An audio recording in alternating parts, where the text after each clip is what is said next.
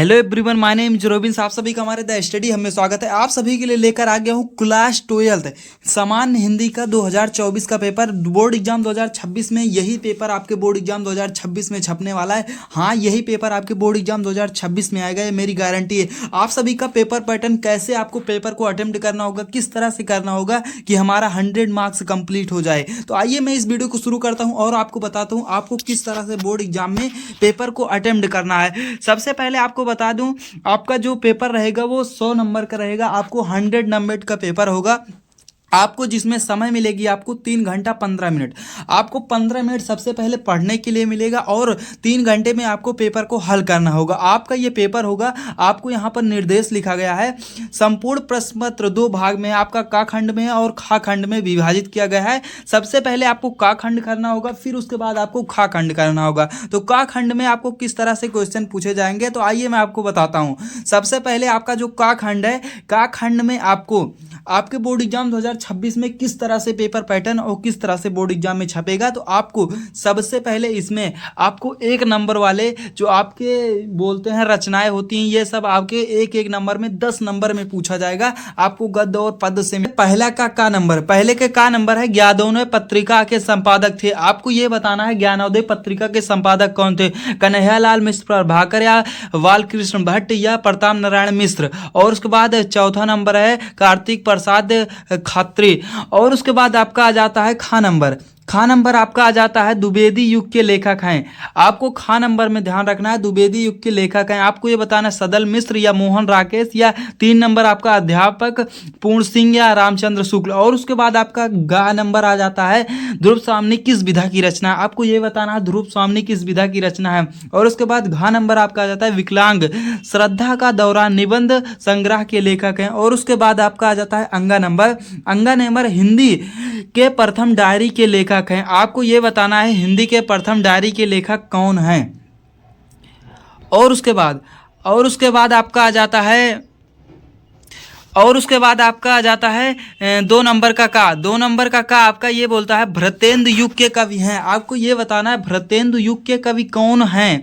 तो आपको जयशंकर प्रसाद बहुविकल्प में पहला जयशंकर प्रसाद है, दूसरा भवानी प्रसाद मिश्र है, तीसरा मैथिली शरण गुप्त है, चौथा आपका प्रताप नारायण मिश्र। आपको इनमें जो सही है उसी को लिखना है। आपको ये एक एक नंबर वाले क्वेश्चन 10 नंबर के आपको पूछे जाएंगे। और उसके बाद खा नंबर है छायावाद युग की कृति है। आपको ये बताना है छायावाद की कृति कौन सी है।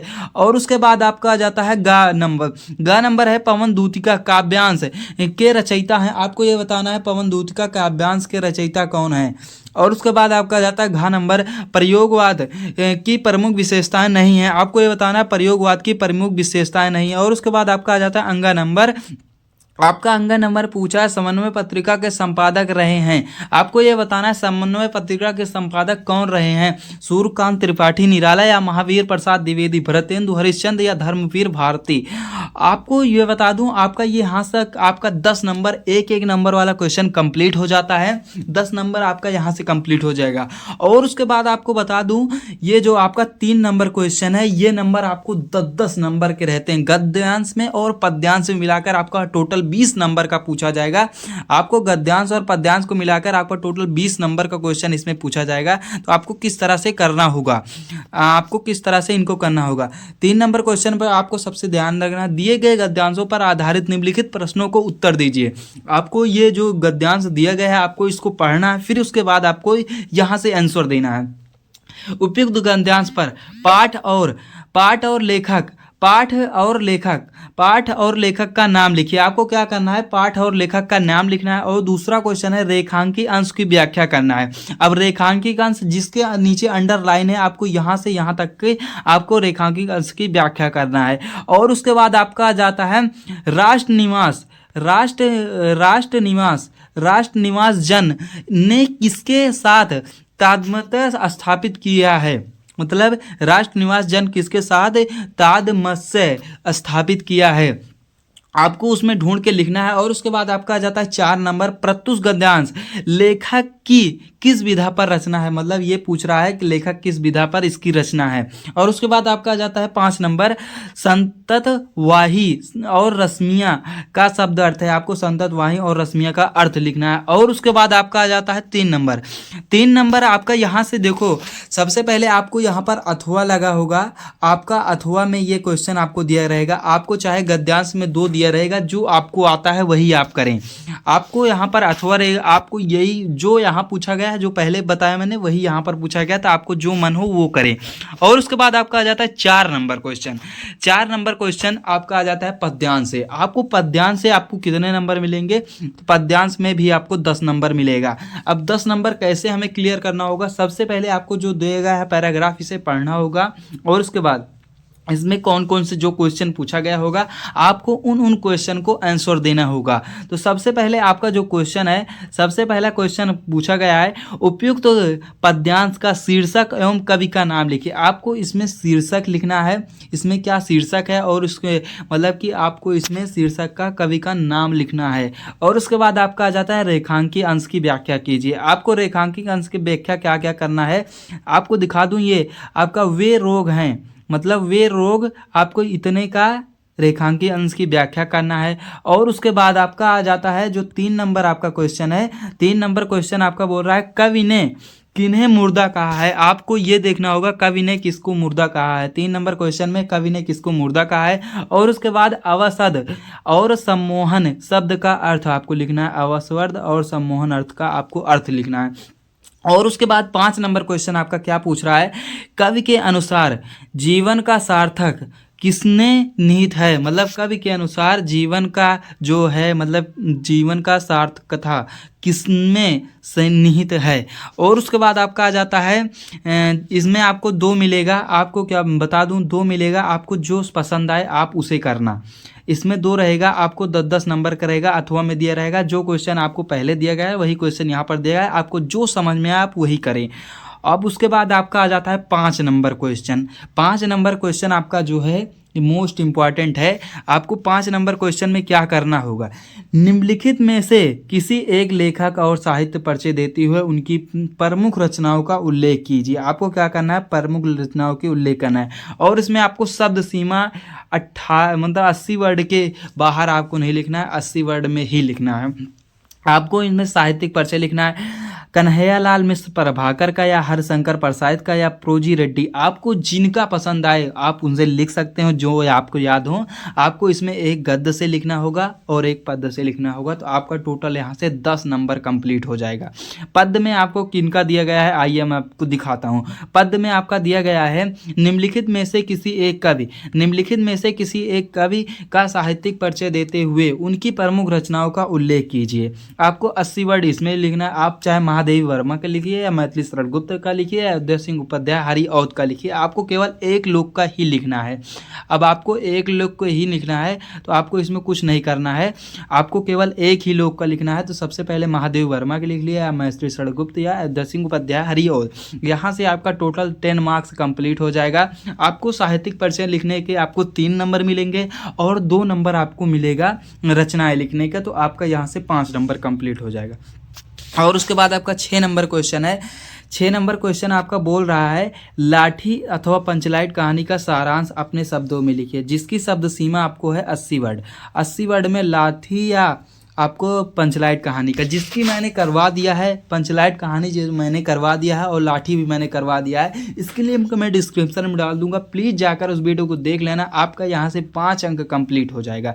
और उसके बाद आपका अथवा में दिया गया ध्रुव यात्रा कहानी का उद्देश्य की विवेचना कीजिए। मैं तो आप सभी को कहूँगा केवल आप लाठी कहानी और पंचलाइट कहानी को ही तैयार कर लेना और उसके बाहर आपको कुछ भी नहीं तैयार करना है।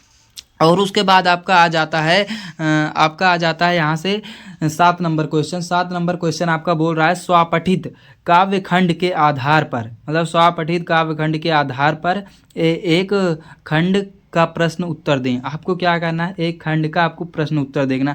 आपको बता दूं ये आपका जिला वाइज रहता है, किसी में मुक्त यज्ञ रहता है, किसी में रश्मिका रथी होता है। आपको जो हो, आप त्यागपथी भी किसी ज़िले में हो सकता है, तो आप अपने ज़िले के अनुसार इसे पढ़ सकते हैं। और उसके बाद आपका आ जाता है 8 नंबर क्वेश्चन। 8 नंबर क्वेश्चन मैं आपको बता दूं, संस्कृत से आपको 14 नंबर का क्वेश्चन पूछा जाएगा। संस्कृत से आपको 14 नंबर का क्वेश्चन पूछा जाएगा। तो आपको 14 नंबर कैसे कंप्लीट करना है, सबसे पहले आपको 8 नंबर क्वेश्चन बता रहा हूँ। का नंबर जो है, दिए गए संस्कृत गद्यांशों में से किसी एक का संदर्भ सहित हिंदी अनुवाद कीजिए। आपको संदर्भ भी लिखना है और इसका हिंदी अनुवाद करना है। आपको यहाँ से 7 नंबर कंप्लीट हो जाएगा। तो आपको एकदम आसान तरीके से यहाँ को इसका अर्थ लिख लेना है। मैं आप सभी के लिए 2 से 3 ऐसे स्टेंजा करवा दूंगा, ऐसा पैराग्राफ आप सभी को करवा दूंगा, इससे बाहर आपको एक भी नहीं आएगा। तो आपका अथवा में दिया रहेगा, आप अथवा वाला भी कर सकते हैं। अथवा वाले में आपको जो दिया गया है, आप चाहे अथवा वाला कर लें। अथवा वाले में आपके लिए ये दिया गया है, तो आप अथवा वाले में ये कर सकते हैं, चाहे तो आप ये कर लेना, चाहे वो। और उसके बाद आपका आ जाता है खा नंबर। 8 का खा नंबर क्वेश्चन क्या बोल रहा है, आपको 8 का खा नंबर में क्या करना है, दिए गए श्लोकों में से किसी एक का संदर्भ हिंदी अनुवाद कीजिए। आपको संदर्भ सहित हिंदी अनुवाद करना है। आपको चाहे ये वाला कर सकते हैं, चाहे आप ये वाला कर सकते हैं, केवल आपको एक ही करना है। और उसके बाद आपका आ जाता है 9 नंबर क्वेश्चन। 9 नंबर क्वेश्चन आपका बोल रहा है, निम्नलिखित मुहावरे लोकोक्तियों में से किसी एक का अर्थ लिखकर वाक्य प्रयोग कीजिए। आपको क्या करना है, लिखकर उसमें वाक्य प्रयोग करना है। सबसे, आंखों में खून का उतर आना, अपनी अपनी ढफली अपना अपना राग, ईंटा से बजाना, आगे हाथ आगे नाथ ना पीछे पगहा। मतलब आपको इसमें से एक वाक्य को अपन वो लिखना है, इसमें वाक्य में प्रयोग कर देना है बस, और उसके आपको कुछ नहीं करना है। और उसके बाद आपका आ जाता है 5 नंबर। यहाँ से आपको समझो फ्री का मिलता है। तो आपको किस तरह से फ्री का नंबर लेना है, आपका 10 नंबर क्वेश्चन है, आप पठित गद्यांश पर आधारित निम्नलिखित प्रश्नों के उत्तर दीजिए। आपको आप पठित गद्यांश पर आधारित आपको सबसे पहले ये पैराग्राफ को पढ़ना होगा और उसमें आपको क्वेश्चन पूछा जाएगा, आपको जिसमें 3 क्वेश्चन पूछा जाएगा। तो आपको इसका आंसर लिखना है। गद्यांश आपको अथवा में दिया रहेगा, आपको 2 दिया रहेगा, तो आपको केवल एक ही करना है। और उसके बाद आपका आ जाता है 11 नंबर क्वेश्चन। 11 नंबर क्वेश्चन क्या बोल रहा है, आपका 11 नंबर क्वेश्चन बोल रहा है, निम्नलिखित शब्द युगों में सही अर्थ चयन लिखिए। मतलब आपको क्या करना है, निम्नलिखित शब्द युगों में सही अर्थ का चयन करके आपको लिखना है।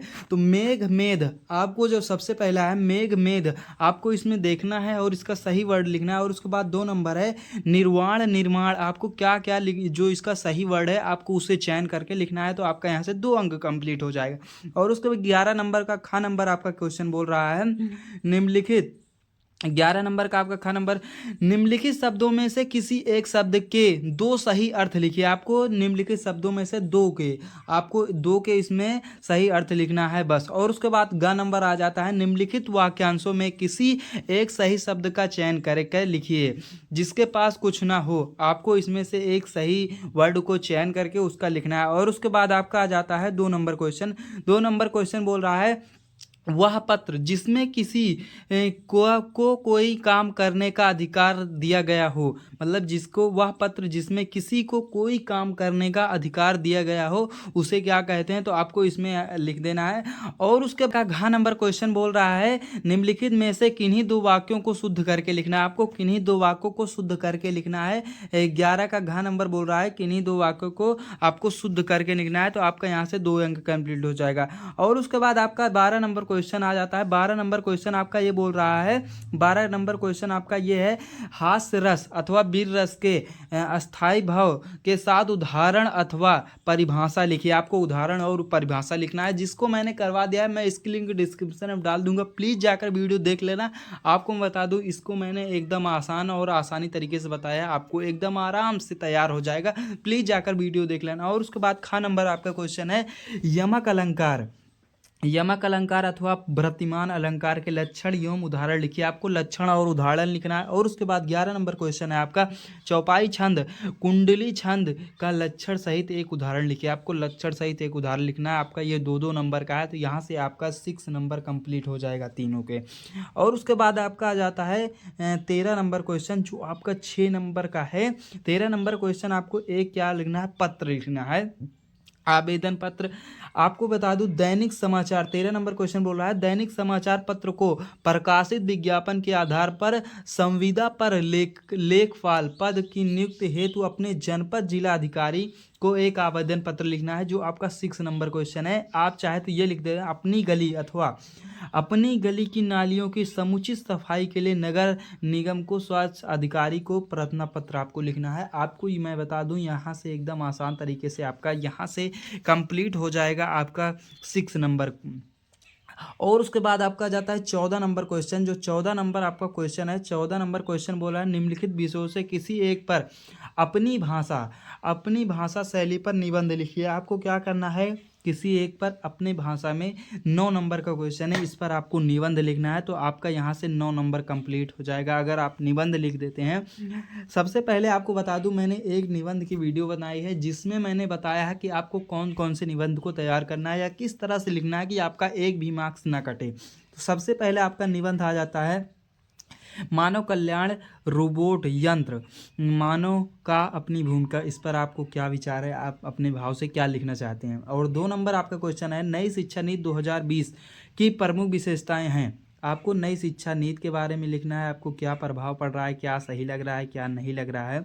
और उसके बाद आपका 3 नंबर है विद्यालय में पुस्तिका का महत्व क्या है। आपको ये बताना है विद्यालय में पुस्तिका का महत्व क्या है। और उसके बाद 4 नंबर है भारत चुनाव प्रणाली। आपको इस पर निबंध लिखना होगा। तो आपको किस तरह से लिखना है, मैंने एक वीडियो बनाया है उस पर मैंने बताया है।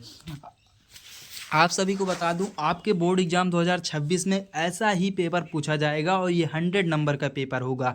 तो आप सभी को प्लीज़ आप इस वीडियो को अगर पूरा लास्ट तक देखो हो तो आप इस क्वेश्चन पेपर को प्लीज़ सॉल्व कर लेना। अगर आपको सॉल्व चाहिए तो मैं कमेंट करना, मैं इसका सॉल्यूशन भी करवा दूंगा। प्लीज़ अगर ये वीडियो आपको पसंद आती तो प्लीज़ चैनल को सब्सक्राइब कर लेना और इस वीडियो को अपने एक फ्रेंड के साथ ज़रूर से ज़रूर शेयर करना जिससे कि उनकी भी हेल्प हो सके। मिलते हैं अगली वीडियो में, तब तक के लिए जय हिंद। आप सभी को बता दूँ, मैं ऐसी वीडियो आप सभी के लिए लेकर आ रहा हूँ। अगर आप इन सब वीडियो को कंप्लीट कर लोगे तो आप बोर्ड एग्जाम में अच्छा मार्क्स स्कोर करें। मिलते हैं अगली वीडियो में, तब तक के लिए जय हिंद।